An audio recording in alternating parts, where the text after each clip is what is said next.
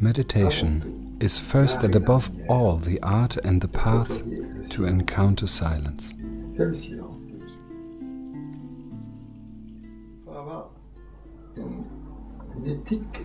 It's to have ethics, a profound sense of ethics, of trust in human nature. Me, I have confidence in the human nature.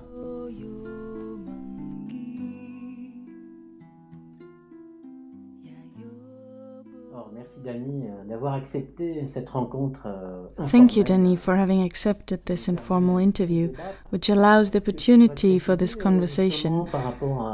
What would be interesting regarding all the forms of meditation which exist nowadays would be to know what the full presence meditation entails specifically.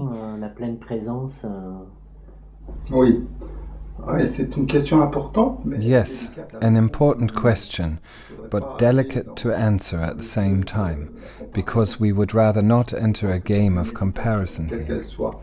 I think all forms of meditation are very important for knowing oneself, for self-fulfillment, to develop cognitive and intellectual capacities, even to improve the state of physiological health, mental and emotional health, and to better control emotions.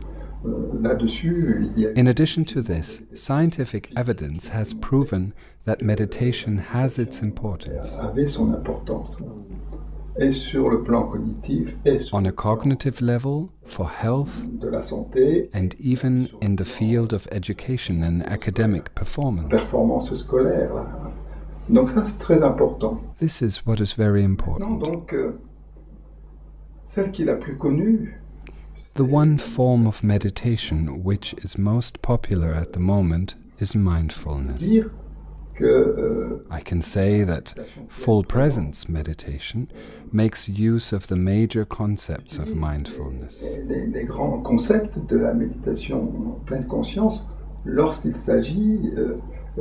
When it comes to the way in which it is activating cognition, in which it is optimizing the attentional resources, and the way in which it is expanding one's range of consciousness.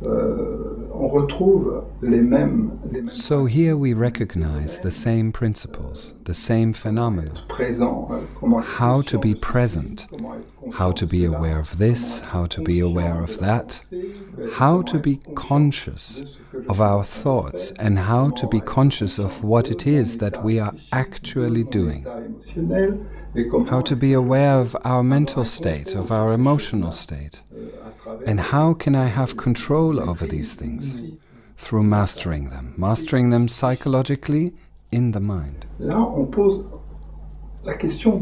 Here we ask the question differently. Here we don't necessarily limit ourselves to being conscious of, being aware of. But the question is rather how to actually be present in and to what we do. How to be present to our thoughts. How to be present to what we feel inside ourselves. This is different than asking how to be aware or how to be conscious, because a relational factor is involved here, which is not systematically found in the task of becoming aware. So yes, meditation allows to extend one's range of awareness. It allows insights in a way that it affects our attitudes, our behavior, our way of being in the world.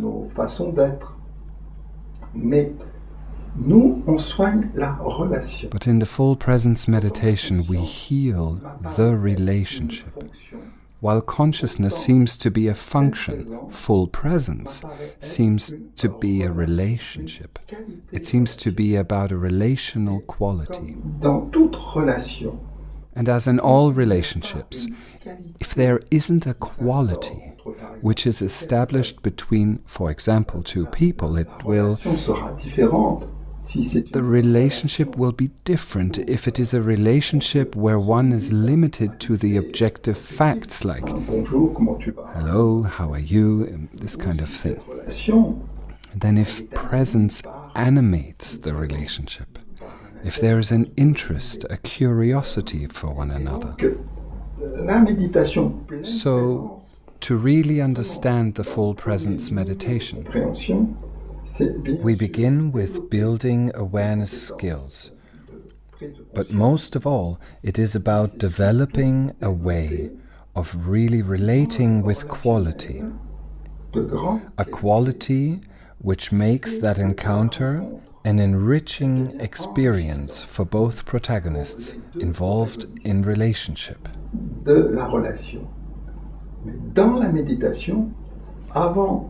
But during meditation, before relating with others, with the world, or even with that something greater than us, well, one first has to learn how to create a good relationship with oneself. And so, full presence meditation teaches us primarily to look after the presence we have to ourselves, with a quality of goodwill, with a relational quality, which makes us enter a relationship with our personal, intimate life. And once we have developed this relationship of presence with ourselves, naturally, the relationships with others will improve, will become more rich. And this way, we will develop a relationship of presence to others. It is rather natural. When we talk about stepping into relationship with ourselves intimately, are there any, I was going to say tools, but it's not really that. What is it that we do specifically in the full presence meditation to establish this relationship with oneself so intimately? What is that something that is perhaps more profound than what we can usually perceive? Yes, there is. But before talking about the how, we should reflect on the why do we want to meditate. Asking yourself this question is already an act of meditation. And so, why do I meditate, me personally? Well, of course, I can meditate for my well-being. I can meditate to develop my attentional, perceptual and intellectual capacity. Perhaps to have better control over my life or over my emotions.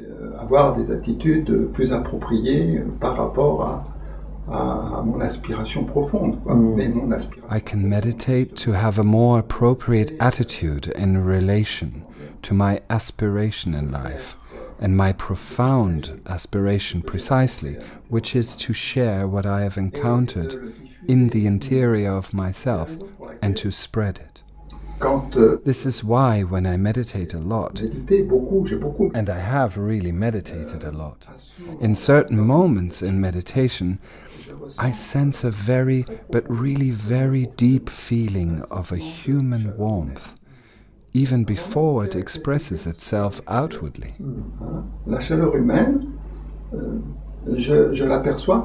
This human warmth, as I perceive it, is really a natural quality of life, a natural quality of human nature.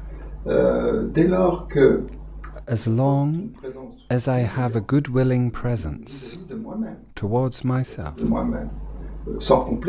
without complacency, without self-satisfaction, but really a kindness towards the self, which means to avoid self-judgment. Judgment is cold. It isn't something warm, it's cold. Judgment is cold for oneself, not warm. Well, here, human warmth produces effects, concrete, organic manifestations, Organic, meaning that which you feel inside your own body. I managed to identify the mechanism, if you will, like an elevator, where the more I go into depth, the more I experience through the unfolding of a perception of self. So as I begin to perceive these intimate dimensions or manifestations, events inside of oneself which I would not have access to had I not taken this elevator and gone to the depth. I wouldn't know, am I in the basement or on the 10th floor? I wouldn't know. So in any case, if we agree on this metaphor of depth, and we talk about going towards the base, towards the root, or on the contrary, we talk about going to the 10th floor, and in that case a metaphor which rather tends towards the elevation of the self, I have the impression that the deeper we sink within, the more we are elevated, like a special kind of elevator going in two directions simultaneously. So what we encounter first in meditation, when we are extremely relaxed and we really penetrate the silence, but deeply. When I say penetrate the silence, I mean to inhabit it, inhabit the silence, being present in the silence. That in fact the silence is filled with, inhabited by oneself. There is a warmth that settles in the body, but a profound warmth. At first a little peripheral, but we do start to feel the areas that are more or less warm or more or less cold.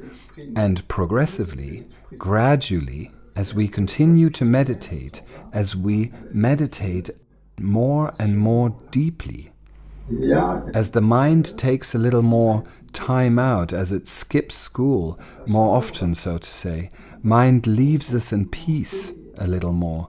In this moment, there is a warmth which spreads. This warmth will increase an embodied relationship with oneself. The heart becomes warm, very warm, and this warmth will spread throughout the whole body, throughout all the cells. And this is always accompanied by a state of well-being, a state of trust, a state of safety. We have the impression that we are now able to live and experience what was hidden to our senses until then. This warmth will generate a strong sense of depth inside of us, and we feel ourselves in the depth of ourselves. And at this point, by making the experience of this depth, we can eventually become aware that we often tend to live a little superficially.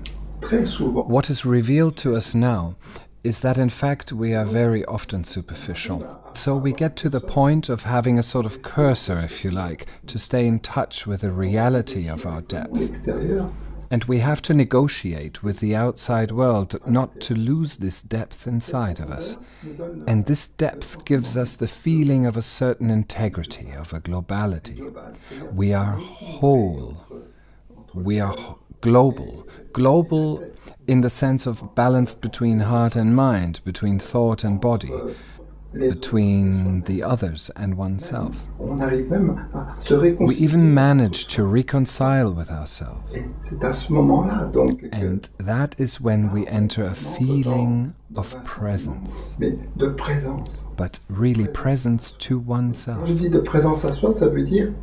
With presence to oneself, I mean the feeling of really being here, also in the sense of being in our place.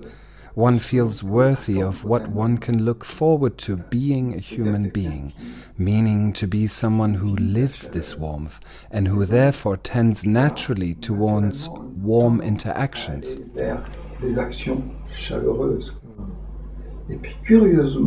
And then curiously, in this elevator, where each floor corresponds to warmth, to depth, to integrity, a sense of globality, and the feeling of self, the presence to oneself. At the end, we in ourselves really have the affirmation, we really have the feeling to exist, meaning we have the feeling to be present to the present moment. We are not out of sync with the present, we are not in the past, we are not in the future, we are actually here in the present, in the immediate. And there is nothing more alive than that which emerges directly in the immediate moment. Everything is set into motion, nothing is fixed. The now isn't fixed. If it would be, temporality would stop. We cannot not be in the immediate moment. There is not a single human being who can escape that. Everything is in the immediate moment. The past is a succession of an immediacy. The future will be an episode of the same. But whether we are in the future or in the past, we are always anchored to the moment. And the immediate moves. It is motion constantly. That's life. This movement is life. So what is specific to our meditation is the presence of a movement within us, which we may perceive. A presence of a very slow movement deeply embodied in our matter. The moment we become aware, it becomes possible to consciously notice the presence, because it really is a presence of an inner movement inside of our body. And there one has access to what is a property of the warmth of human nature. And before expressing this warmth with others, with one's life's companions, expressing this warmth with others and with the world, it is necessary, and this is one of the principles of full presence meditation, first and foremost to encounter the warmth of human nature, oneself, and to then share it with others.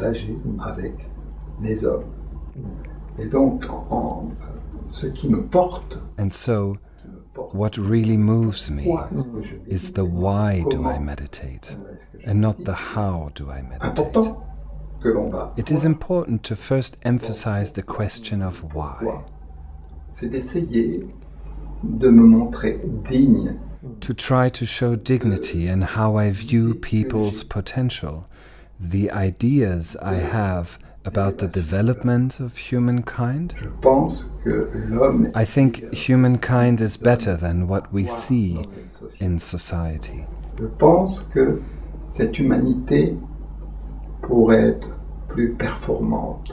I think this humanity could be more successful, more efficient in terms of goodwill and kindness, in terms of interconnection, in terms of solidarity. And therefore human warmth is at the core of the full presence meditation. The full presence meditation, from my perspective, is an action which one carries out to lift oneself towards one's nature, one's human nature, which is one of compassion, which is one of goodwill, of loving kindness, which is one of human warmth.